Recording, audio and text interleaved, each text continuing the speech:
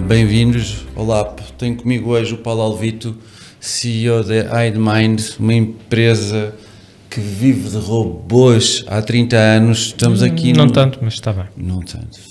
25. É 25, quase. pronto.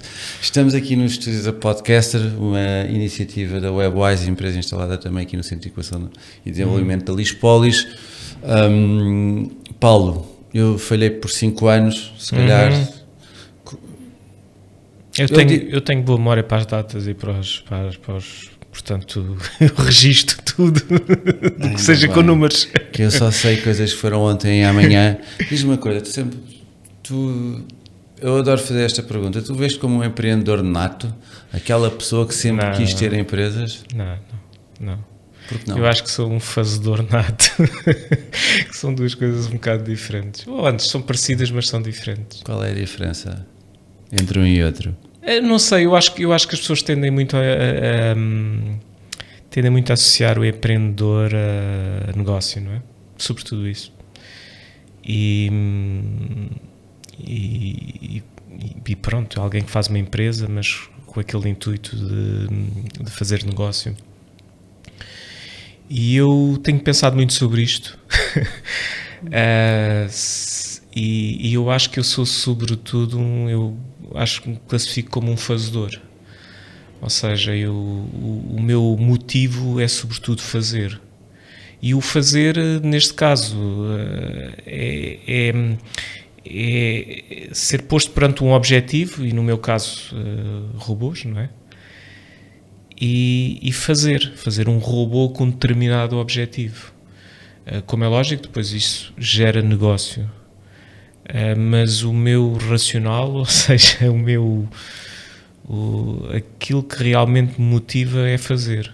E talvez por isso eu às vezes, ou seja, isto é um empreendedor, não é? Eu também posso me classificar como um empreendedor por aí nessa vertente do fazer, mas como a palavra normalmente empreendedor está muito associado sobretudo ao negócio, para mim surge a primeira motivação é o fazer, e depois se calhar vem o negócio. Isso depois também, como é lógico, traz outras questões. Tu és um empreendedor por obrigação, és um empreendedor para poder fazer aquilo que queres e que gostas? Eu acho que sim, porque eu quando acabei o curso, que já lá vai bastante tempo. Já agora, qual é que é o curso? Eu sou engenheiro eletrotécnico de formação, portanto com uma especialização em mais, posso dizer, em controle e robótica, portanto eu fui mais por essa vertente de engenharia eletrotécnica.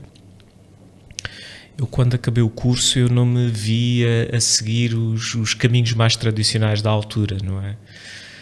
Que seria, sei lá, mais ligada a uma empresa de telecomunicações ou uma empresa de energia, portanto esses eram mais os caminhos, ou uma consultora porventura.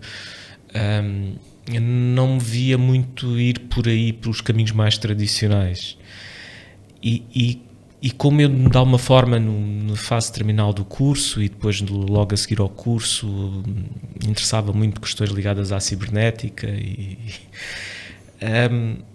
e como não estava propriamente a ver alguma empresa para onde ir exercer estas competências ou estas vontades,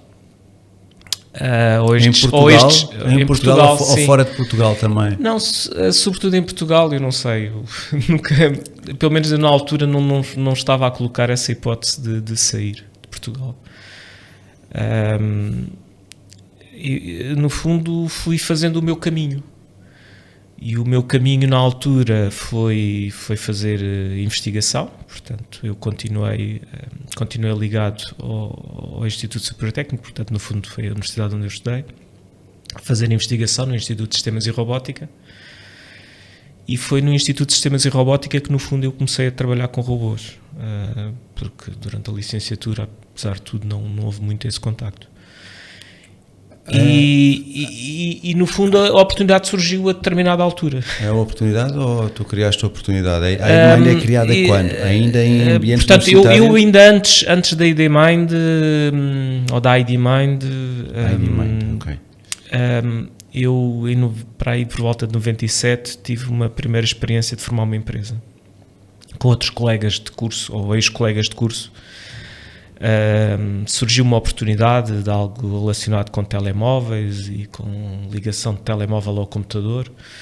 E exato, isso ainda antes de smartphones, não é? Portanto, estamos a falar de telemóveis com texto e com uma porta-série, e estava relacionado a algo com serviços bancários, pronto.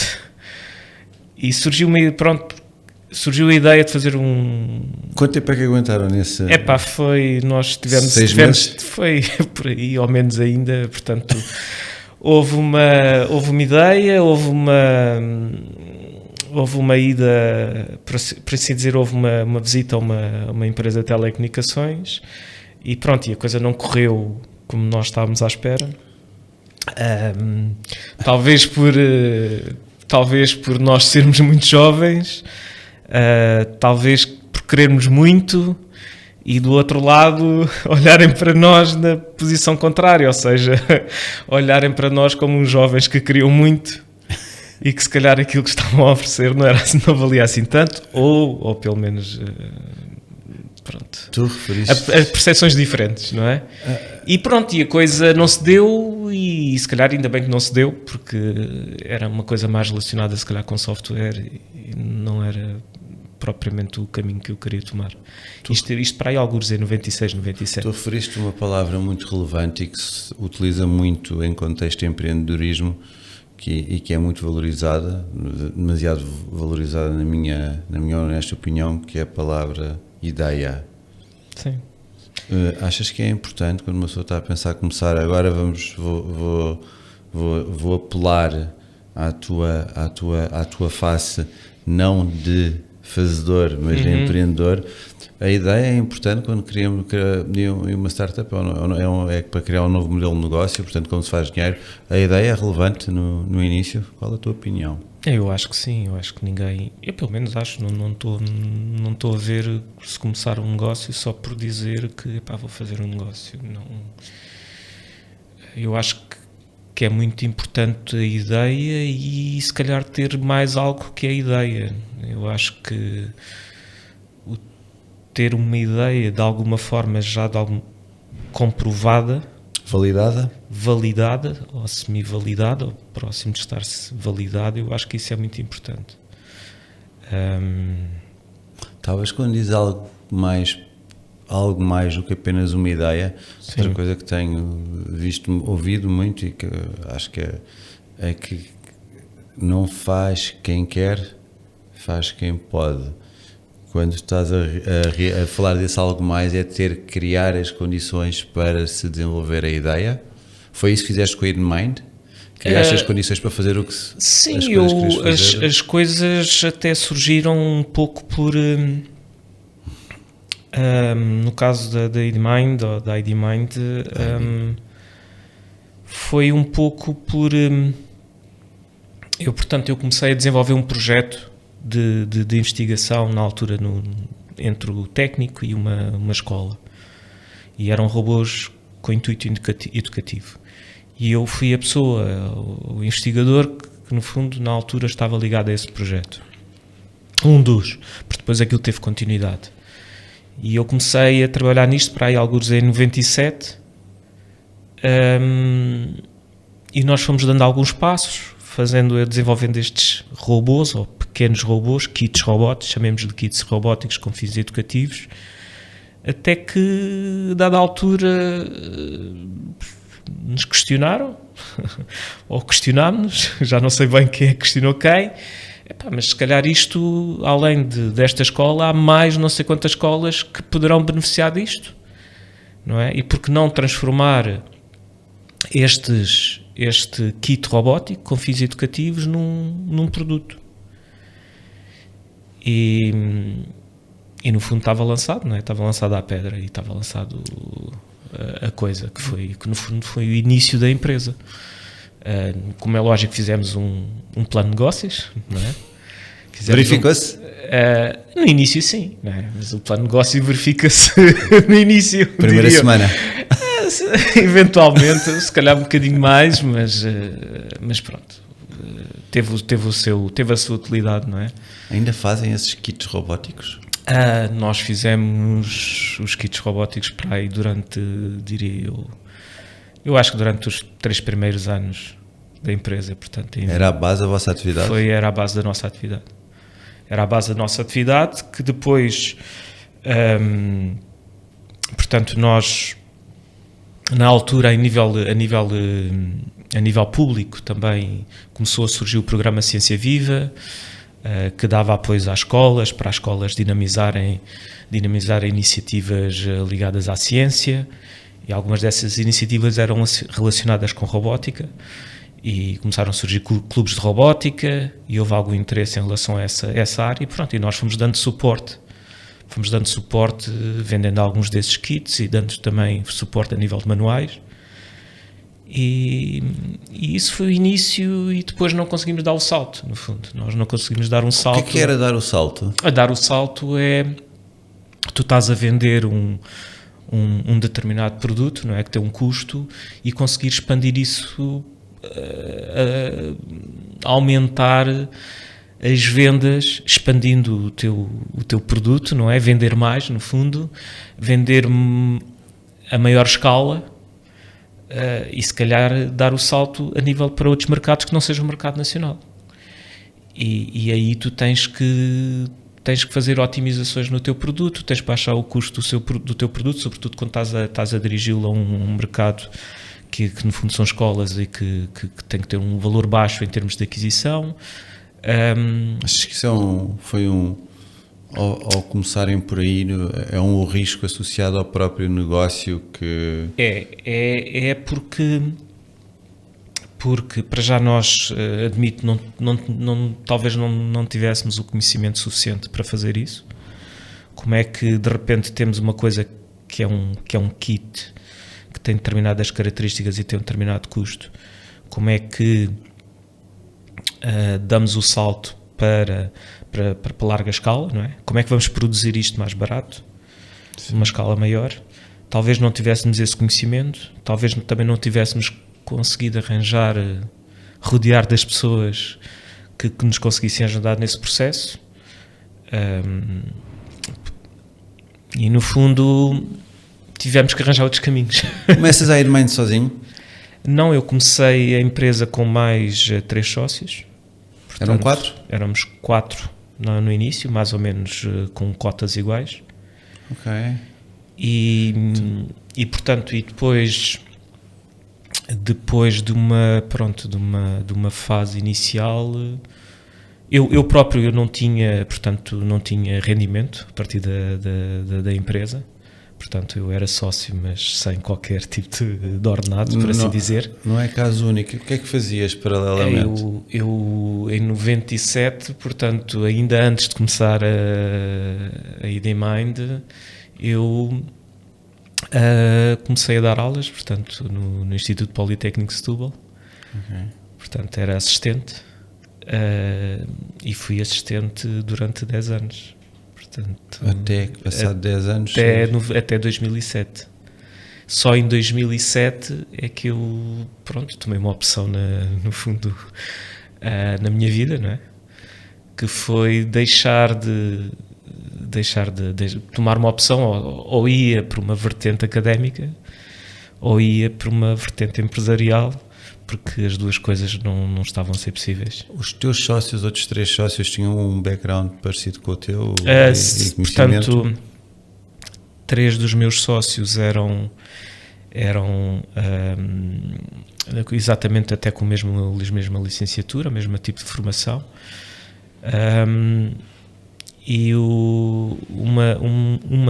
porque era uma colega que tinha uma formação na área de matemática e tinha feito uma pós-graduação na área de gestão, portanto tinha uma vertente um bocadinho mais financeira do que nós. Ok, então a vossa preocupação era fazer coisas mais... Sim. Ou seja, do lado técnico podia dizer que éramos muito fortes, do lado de negócio, de gestão, o equilíbrio não era o mesmo. Eu sei que temos que andar cerca de 25 anos para trás, mas isso Sim. Na altura não vos pareceu algo claro? Não, por acaso não. Hoje o que é óbvio hoje... Era isso. O que é óbvio hoje, na altura não era óbvio. Ou seja, nós achávamos que, pura e simples, pelo facto de dominarmos tecnicamente aquilo que estávamos a fazer, que íamos conquistar o mundo. E, efetivamente, a coisa não se deu assim. Esse é um excelente learning para quem nos está aqui a ouvir. Procurar, uma das coisas que se diz, e isto é muito mais fácil de fazer no papel, é procurar pessoas que saibam fazer coisas que nós não sabemos fazer, até mesmo coisas que nós não gostamos de fazer, não é? Porque pessoas de perfis técnicos, e dá-se muitas vezes também este exemplo, têm duas tarefas ou atividades para fazer. Uma é resolver um problema qualquer que implica derivadas, soldadura, desenho, etc. E outra coisa é marcar uma reunião com um potencial cliente, preparar uma apresentação e vender. E vender. O que é que faz hoje a InMind? É assim, nós, pronto, apesar de todos os defeitos, estamos cá 25 anos depois para contar a história. Só não é? Isso já é um feito. E sobretudo numa área que robótica, não é? Quando se fala em robótica, as pessoas tipicamente não olham para Portugal, não é? Não se olham internamente. As pessoas olham, pensam logo noutros países mais tecnológicos que Portugal. Em que país é que as pessoas pensam? Eu acho que tipicamente as pessoas tendem a pensar logo tipo Japão, Estados Unidos, os mercados óbvios, não é? Quando se pensa em robôs. Okay. Agora a China também, não é? Como é óbvio. Na altura não tanto. E nós ao longo do tempo fomos fazendo muito o chamado fato à medida, não é? Quando a gente diz os costureiros que fazem roupa à medida, nós é isso que fomos fazendo ao longo do tempo, fomos muito fazendo o projeto à medida do cliente e foi isso que nos foi mantendo. Okay, então... E tem sido um desafio ao longo do tempo, porque fazer este projeto à medida, como é lógico, tem retorno, não é? Caso contrário não estaríamos aqui, mas acaba por não potenciar muito o crescimento. E tem muitas dificuldades porque em termos técnicos é bastante desgastante e nem sempre com retorno financeiro equivalente. Desgaste. Que, em termos, estás a dizer, portanto, que o teu modelo de negócios é a venda de serviços, por oposição a um produto que cresce? Sim, nós temos tentado e agora, mais recentemente, criar produto. Produto, que quando eu digo criar produto, reproduzir a mesma solução. Estamos a dar alguns passos nisso e eu tenho, apesar dos 25 anos depois, não é? É fácil? Não é fácil, mas acho que é possível. É fácil, a minha pergunta é fácil uma equipa orientada para 25 anos de serviço que implica determinado tipo de abordagem às questões, de repente estar... Não é fácil, mas a realidade é que a equipa tem-se mudado ao longo dos anos bastante. Ou seja, nós não, ao longo do tempo, nós fomos mudando muito a Quantas pessoas são hoje em dia? Hoje nós somos 15, se não estou em erro. Em que tipo de funções já agora? Porque a área da robótica se calhar não é tão clara. Sim, a área da robótica no fundo é um mix. É um mix de técnicos, pessoas ligadas mais à área de mecânica, ou mais à área de eletrónica, à área da programação. E no fundo estas três áreas compõem um robô, não é? Que é mecânica, eletrónica e inteligência. Tanto se fala hoje em dia, não é? Trabalham, portanto, com hardware também. Hardware e software. Sim, hardware e software. Qual é que é o maior desafio que vocês têm na prestação? É a parte do desenvolvimento do software ou a parte do desenvolvimento do hardware ou a parte da integração, não sei, ou tudo a funcionar em conjunto? Para nós tem sido um desafio até maior, eu diria, atualmente, a questão do software. Talvez por não estar na nossa gênese, no nosso ADN, a questão do software. E na minha própria, não é? apesar de Sabes programar? sei programar, se calhar agora se calhar mais dificilmente, mas pronto, ainda olho para código e mais ou menos depreendo o que é que está ali, não é? Mas portanto, a minha área eu era uma pessoa mais da hardware, por assim dizer, e até bastante teórica. Vamos pensar na área do controle, um background bastante teórico. Então isso é um salto de um background bastante teórico. Sim, mas no fundo, se nós pensarmos na questão do produto e de querer ter um produto, e uma coisa que eu tenho percebido ao longo do tempo é, se tu ofereceres o produto completo, o teu ganho é muito maior do que ofereceres parte do produto. É verdade. Porque não tens intermediários, não é? E portanto esta questão do software, que é o bloco final no cliente, não é? Tu fazes o hardware, fazes o robô e depois tens uma coisa final que é a inteligência do robô, não é? O comportamento do robô no espaço, e isso é software. Portanto, ao longo do tempo fomos tentando adquirir essas competências para poder colocar o produto final no cliente e também dominar o produto em todas as suas vertentes. Controlar a cadeia de valor, portanto. Exatamente. Olha, diz-me uma coisa, vocês já aqui referiste a palavra teórico.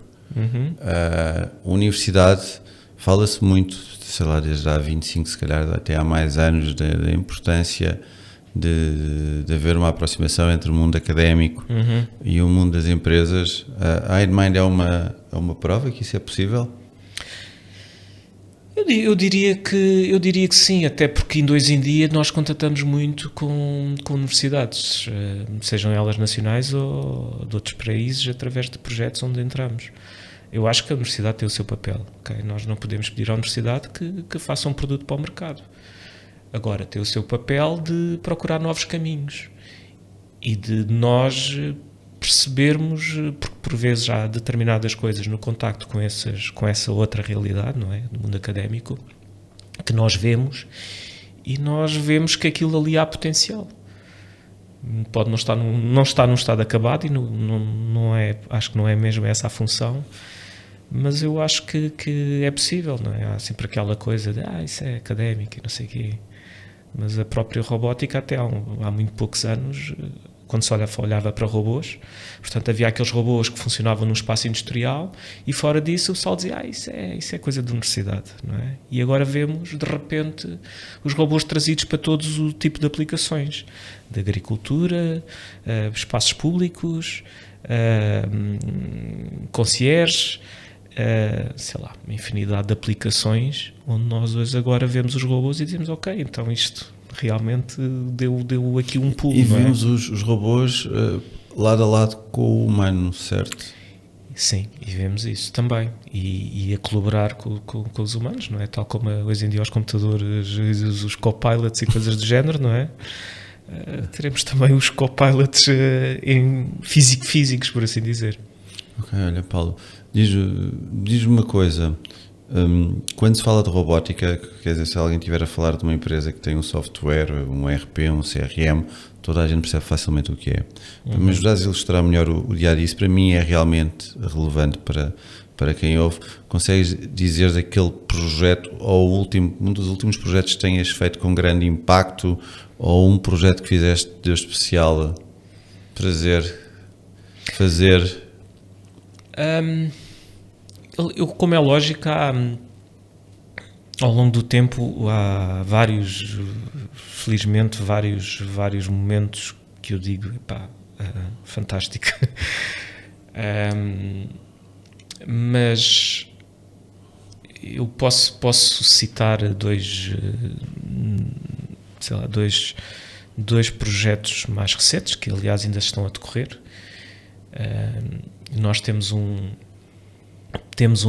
tabletop robot, que eu costumo dizer um robô, neste caso um robô companheiro para ter na secretária, que é um projeto que nós já temos desde 2018 e é com a Honda Research, com o Honda Research Institute do Japão, e que, pronto, em que nós no fundo fornecemos know-how de desenvolvimento deste robô e ver este robô no fundo espalhado, apesar de ser research, está no campo, não é um produto final, ok? É research e está continuamente em desenvolvimento e a desenvolver várias ferramentas relacionadas com várias coisas, desde análise de emoções, interação homem-máquina, linguagem, modelos de linguagem, etc., linguagem natural. Estes robôs que nós fazemos aqui estão espalhados por todo o planeta. E com o vosso logo? Não com o nosso logo, infelizmente, mas pronto, os parceiros pelo menos sabem que eles vieram, que o robô veio de Lisboa, não é?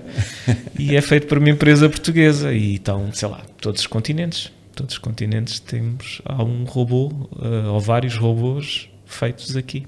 Esse é um exemplo. Temos uma outra parceria que também já temos há algum tempo, não é? Que já vamos para aí no quarto protótipo, que é neste caso é um robô completamente diferente, que estamos a falar de um robô, não é de secretário, é um robô para exterior, uma coisa já com várias centenas de quilos, para andar na estrada, e é uma parceria, por exemplo, com a Volkswagen Inovação na Alemanha. E o que é que faz o robô? Neste caso é um robô relacionado com operações de logística no exterior. E pronto, não posso adiantar grandes coisas, porque isto ainda não está no domínio público, o outro está, mas este não está. Nesse projeto com a Volkswagen, quantas entidades é que participam? São únicas? Neste caso, nós temos contacto direto com eles. É só entre vocês? Começámos com outras, no início com uma outra entidade, neste momento somos só nós e eles. Eles têm depois a equipa deles, mas a parte, neste caso, fazemos o hardware, a parte de inteligência, não é? De navegação autónoma, por exemplo, está a ser feita por eles. Diz-me uma coisa, pelo que referiste que participam em projetos, portanto a palavra consórcio é algo que te é familiar?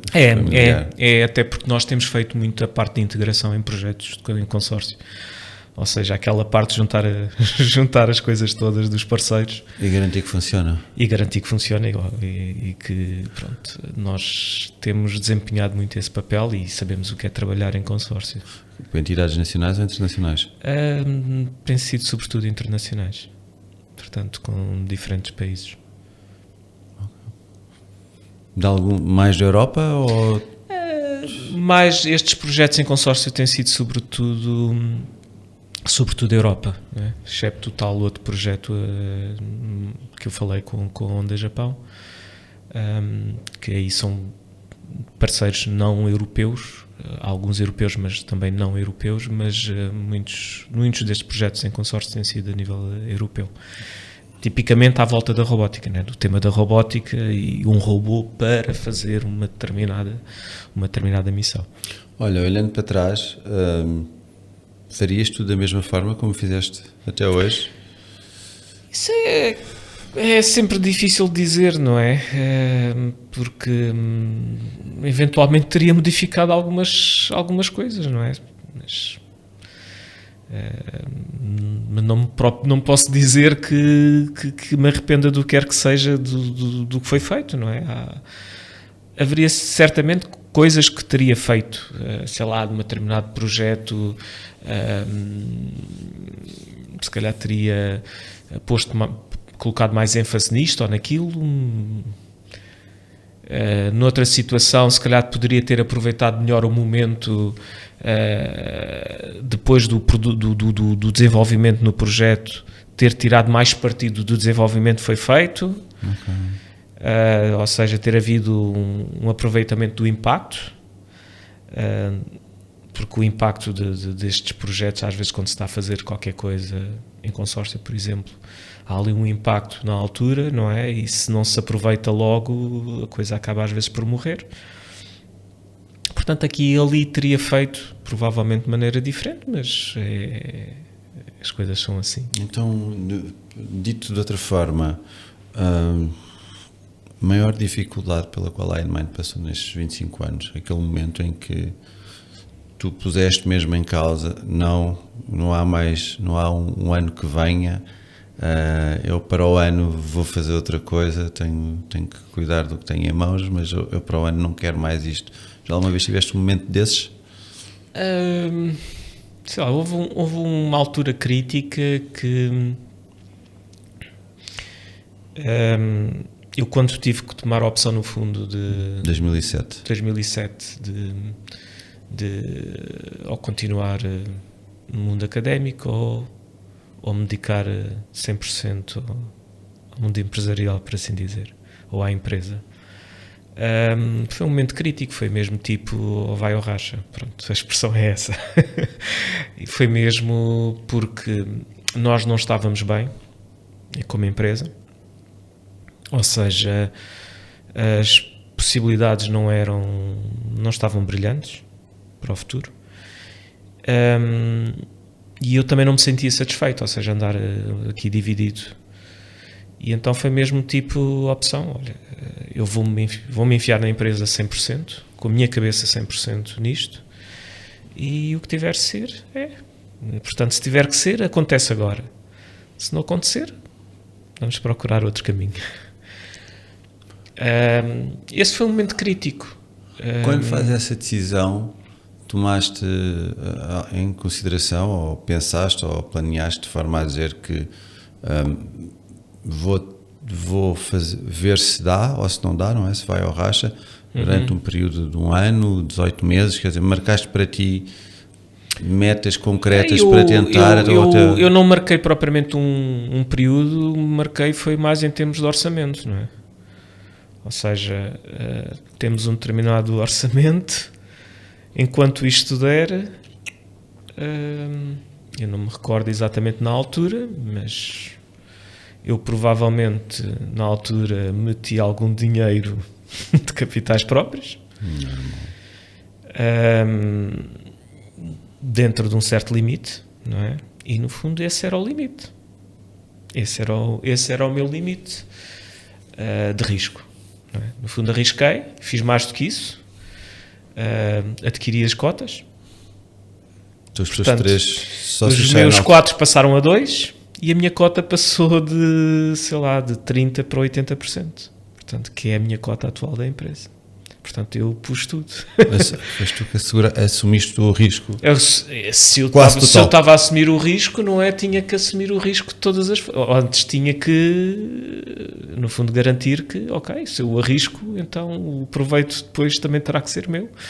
O proveito ou as perdas, não é? O proveito ou as perdas. O proveito ou as perdas, não é? Que há sempre os dois lados. Olhando agora para a frente, e essa noção, novos projetos têm um risco associado. Costuma-se dizer que quanto maior o risco, maior o potencial ganho. Sim. Se menor o risco na nossa atividade, se calhar conseguimos garantir alguma regularidade e alguma sustentabilidade, mas não se calhar sem atingir o mesmo nível, ou o mesmo desempenho, ou o mesmo impacto que poderíamos querer. Mas agora deixa-me falar tanto no passado e olhando um pouco para a frente. Mais de 30 anos, como é que vai ser? O que é que vai estar a fazer? Robôs educativos novamente, voltam ao início? Não, acho que isso nunca, eu costumo manter um bocadinho isso, porque eu aqui e ali vou dando umas palestras, vou a escolas e transmito um bocado o que foi o nosso início, e acho que as pessoas nós temos de trazer, ligar as coisas à terra, não é? Temos que mostrar que a tecnologia é possível fazer-se e não é nenhum bicho de 7 cabeças. Portanto, eu vou mantendo essa parte um bocadinho viva, porque eu gosto disso, dessa vertente educativa. Mas não vamos voltar aí em termos de negócio, ok? Aí não estamos. O que eu estou a tentar internamente criar valências, uma espécie de spin-off, chamemos de spin-off, não é que não pretendo criar outra empresa ao lado, mas criar algumas para assim dar escala a pelo menos 2 situações internas da empresa que nós estamos a trabalhar, e nós, a IDMind, também de alguma forma também temos potenciado outras empresas fora da IDMind, ou seja, nós temos colaborado com outras empresas de onde estão a surgir coisas, ou seja, nós próprios temos desenvolvido tecnologias para outras startups, por assim dizer. Mas não aparece o logo da Não aparece, mas aparece a ligação. Aparece a ligação. Aparece a ligação. Ou seja, que a IDMind aparece como o fornecedor da solução tecnológica. Temos visto acontecer aqui na Lispolis que existem empresas que mudam de serviço ou que fazem um shift de serviço para produto e eu não gosto muito da palavra, mas a inspiração ou a base do que vai ser o produto são os serviços que prestaram ao longo de muitos anos, que lhes permitiu adquirir um determinado tipo de conhecimento, que lhes permite então depois lançar qualquer coisa que o mercado, que faça sentido para o mercado e sem começar do zero, não é? Sem começar do zero. Eu tenho uma última pergunta, Paulo, nós estamos mesmo a chegar ao fim. Eu tenho mais uma pergunta, demora o tempo que quiseres a responder, e depois também te vou deixar tempo para, se quiseres dizer mais alguma coisa, ou sobre a IDMind, ou sobre o fazedor, ou sobre o empreendedor, fica ao teu critério, ou fica à tua escolha. A pergunta que eu te queria fazer, e no teu caso, eu acredito que existem muitos alunos na universidade ainda hoje em dia muito parecido como tu eras há 25, 30 anos atrás, quer dizer, a adorarem tecnologia, se calhar a não se reverem muito nas ofertas que o mercado tem. Falando agora para esse tipo de pessoas, não é? Falando para ti aos 22 anos, o que é que lhe poderias dizer para facilitar essa vida? Porque a escolha que tu fizeste, eu não tenho dúvidas, costumo ter poucas certezas, mas esta tenho grande certeza. Tu poderias ter feito uma vida muito mais confortável e previsível, a trabalhar para uma grande empresa, a fazer coisas muito mais chatas, mas essa era uma escolha que tinhas na altura e que muito provavelmente ainda tens hoje em dia. Ok? Sim. Peças. Portanto, a pergunta é o que é que eu tenho a dizer? Em vez de estar eu aqui, estava o Paulo com 23 anos. Eu olhando para trás,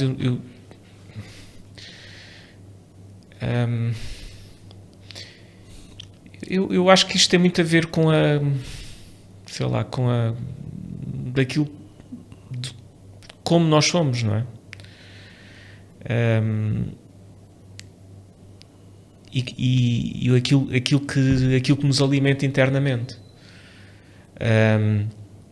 Porque eu costumo dizer que a universidade e o curso que se tira, não é? É uma ferramenta. E muitas vezes nós acabamos o curso e a licenciatura e às vezes ainda continuamos e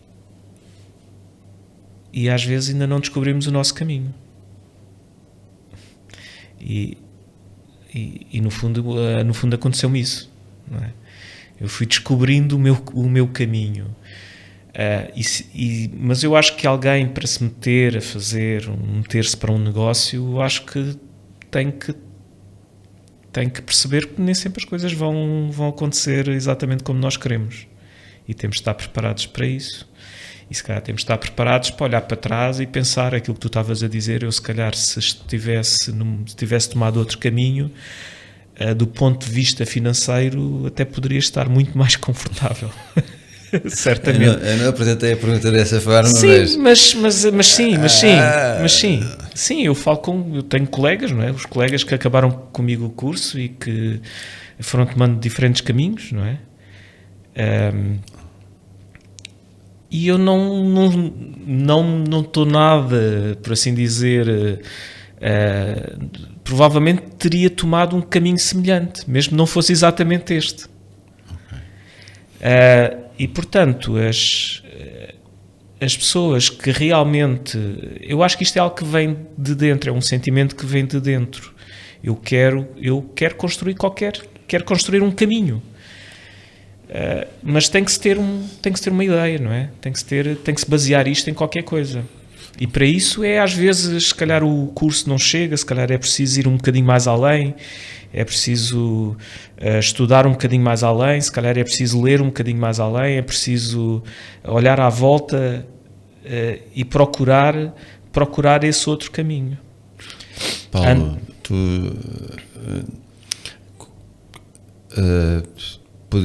digo com toda a certeza que o que nós temos aprendido aqui na Lispolis é que a maior parte das pessoas que são donos das suas empresas e podem criá-las por diversos motivos, depois de o serem, dificilmente voltam a outro caminho, ou só voltam a outro caminho se a tal em algum momento for o caminho que existe disponível. Porque enquanto houver outro tipo de caminhos que vejam que possam ser possíveis, eles vão traçá-los com toda a certeza.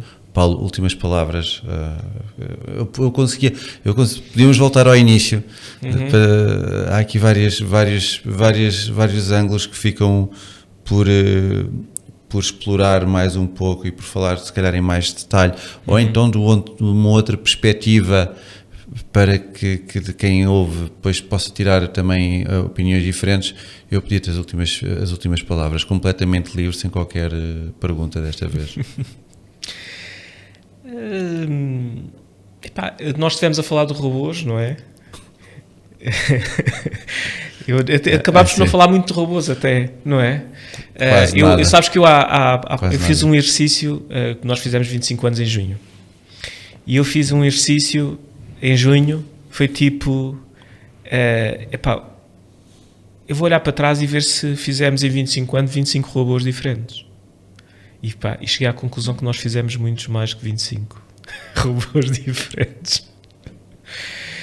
Isso é uma barbaridade. É uma barbaridade, exatamente, é uma barbaridade. Isso é uma barbaridade.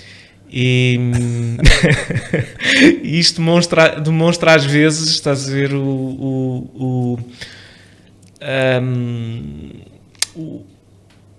por um lado é um orgulho por se ter conseguido criar mais de 25 coisas diferentes ao longo deste tempo.